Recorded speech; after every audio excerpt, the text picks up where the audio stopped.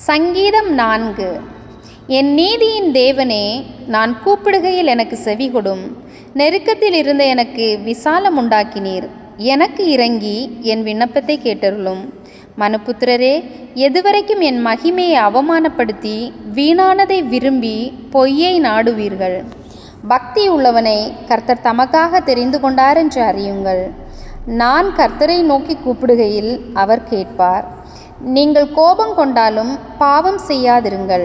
உங்கள் படுக்கையில் உங்கள் இருதயத்தில் பேசிக்கொண்டு அமர்ந்திருங்கள். நீதியின் பலிகளை செலுத்தி கர்த்தர் மேல் நம்பிக்கையாயிருங்கள். எங்களுக்கு நன்மை காண்பிப்பவன் யார் என்று சொல்லுகிறவர்கள் அநேகர். கர்த்தாவே, உம்முடைய முகத்தின் ஒளியை எங்கள் மேல் பிரகாசிக்க பண்ணும்.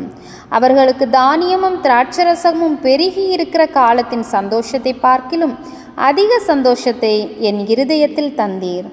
சமாதானத்தோடே படுத்துக்கொண்டு நித்திரை செய்வேன். கர்த்தாவே, நீர் ஒருவரே என்னை சுகமாய் தங்க பண்ணுகிறீர்.